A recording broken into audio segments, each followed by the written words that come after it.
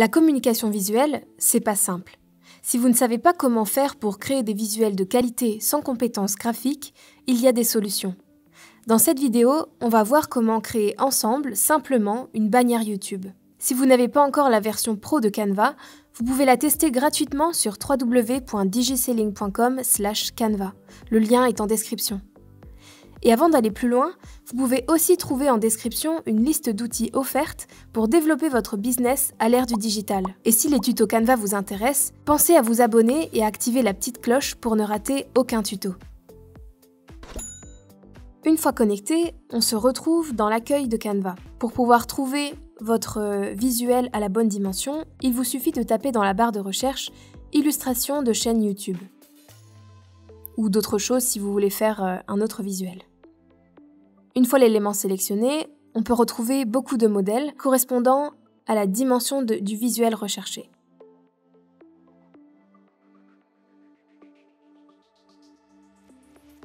Une fois que vous avez trouvé un visuel qui vous correspond, cliquez dessus.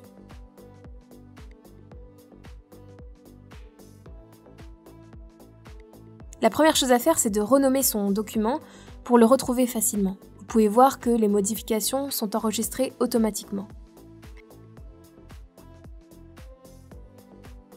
Plusieurs éléments se retrouvent sur votre plan de travail et vous pouvez les sélectionner, en sélectionner plusieurs en même temps, en appuyant sur CTRL en même temps que vous cliquez.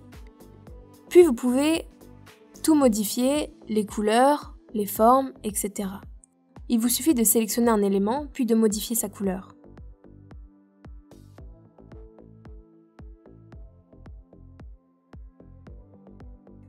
Pour ajouter votre logo par exemple, vous pouvez aller dans l'onglet « Importer », puis l'importer, ou alors le rechercher si ça a déjà été fait. Une fois votre logo importé sur votre plan de travail, vous pouvez le redimensionner et le mettre dans la position que vous voulez.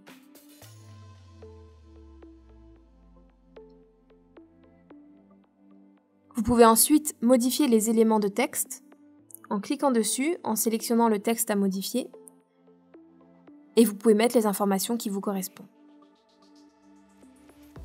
Sur YouTube, votre bannière doit être adaptée pour plusieurs médias, pour ordinateur, pour tablette et pour smartphone. C'est pour ça que je vous ai créé un petit modèle, un petit template, qui vous servira de repère pour pouvoir construire vos visuels pour qu'ils soient à la bonne taille. Il vous suffit d'importer ce visuel qui est en téléchargement dans la description, et vous pouvez le mettre au premier plan et l'agrandir pour qu'il prenne toute la surface de votre plan de travail. Ensuite, vous pouvez afficher les règles pour pouvoir placer des repères sur votre plan de travail. Si ces repères ne s'affichent pas, faites la même manipulation en cliquant sur Fichier et Afficher les guides. Placez donc les guides, les repères, aux extrémités des rectangles de couleur pour pouvoir simuler la bonne taille de chaque média.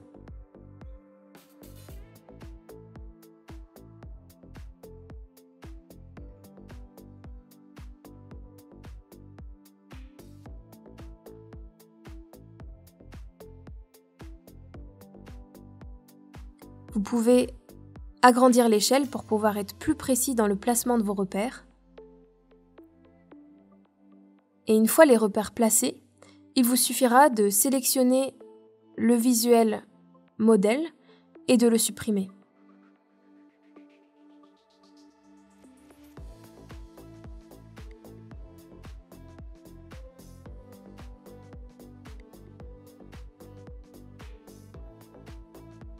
Les repères sont donc bien placés aux endroits délimités. Il ne vous reste plus qu'à continuer de construire votre bannière YouTube.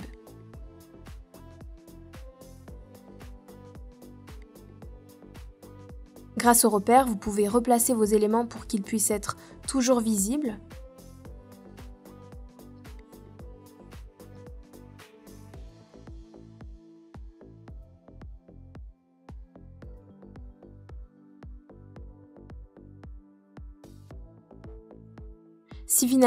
Si finalement votre modèle ne correspond pas à ce que vous voulez, vous pouvez toujours modifier le modèle en allant chercher dans l'onglet Modèle.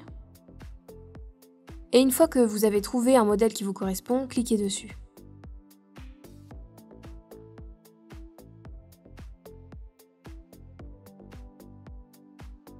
Il va donc remplacer le modèle que vous aviez auparavant sur votre plan de travail et vous pouvez continuer de modifier celui-ci.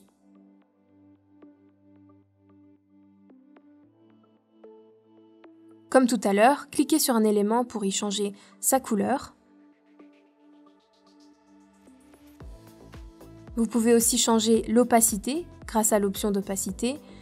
Il vous suffit juste de baisser le curseur ou de l'augmenter. Et vous pouvez aussi simplement taper la valeur que vous voulez.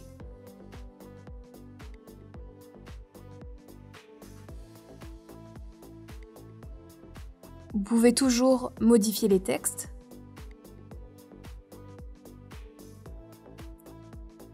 Et aussi, on ne l'a pas fait tout à l'heure, mais on peut modifier la typographie, donc la police d'écriture.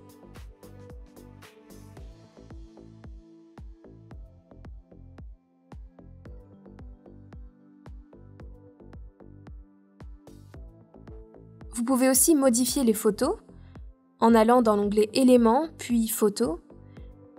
Et n'hésitez pas à rechercher des photos en particulier dans la barre de recherche. Vous pouvez cliquer puis glisser dans l'élément que vous voulez modifier en prenant la photo et en la glissant par exemple dans cet ordinateur. Vous pouvez même modifier les couleurs de l'ordinateur. Toujours dans le but que ça corresponde plus à votre charte graphique, si vous en avez une. Mais si vous n'en avez pas, je vous conseille de vraiment y réfléchir pour pouvoir avoir une harmonie entre tous vos visuels.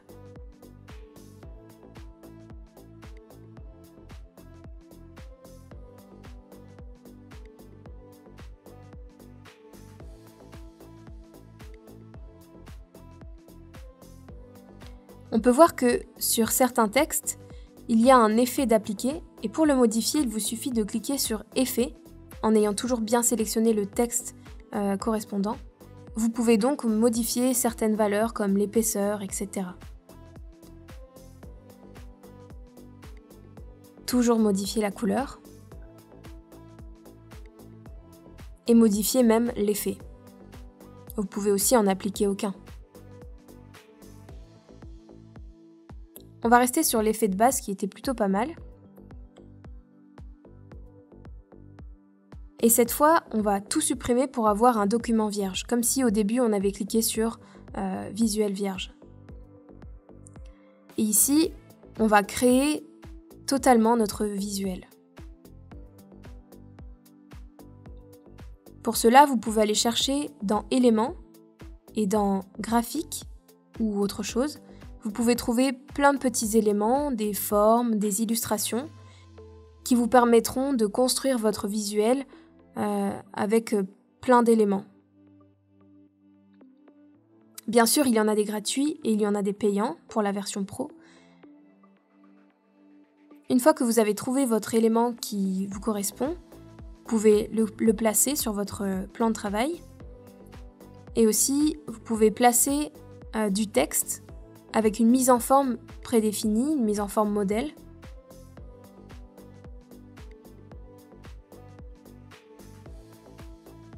Certains textes sont groupés, il vous suffit de les dégrouper pour pouvoir les déplacer indépendamment l'un de l'autre. Pour dégrouper, vous pouvez cliquer sur vos éléments et ensuite aller chercher Dégrouper dans la petite barre en haut à droite, ou alors cliquer sur les éléments et sélectionner Dissocier. Vous pouvez aussi faire un petit raccourci que je vous affiche à l'écran.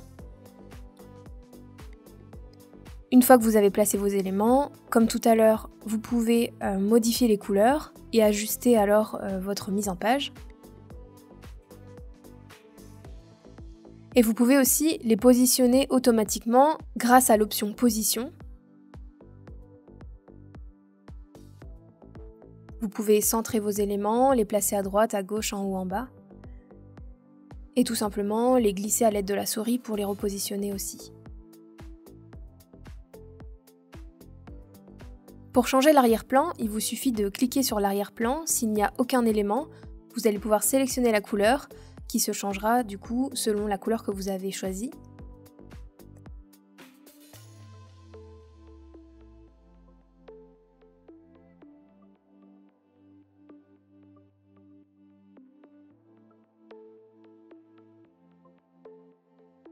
Vous pouvez continuer d'agrémenter votre visuel avec quelques petits éléments graphiques, des petites formes, des petits bâtons, des petites choses.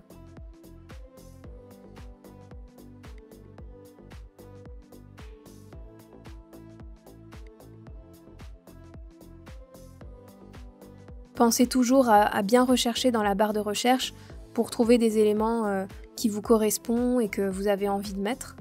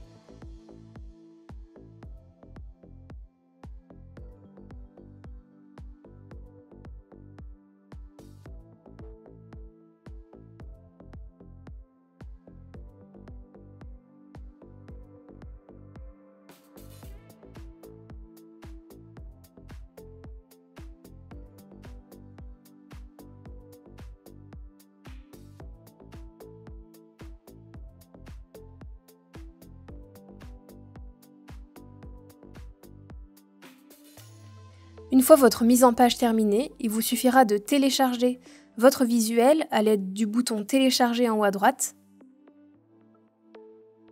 de le télécharger au format PNG, qui est le format le plus adapté pour les bannières YouTube et autres en général, autres visuels pour Internet. Une fois votre visuel téléchargé, vous le retrouverez dans votre dossier téléchargé de votre ordinateur. Il ne vous restera plus qu'à l'importer sur votre chaîne YouTube. N'hésitez pas à mettre en commentaire quel tuto vous intéresserait sur Canva. Pensez à vous abonner et à activer la petite cloche pour suivre toutes nos vidéos et surtout nos tutos Canva. Et encore une fois, retrouvez en description la liste d'outils offertes pour développer votre business à l'ère du digital.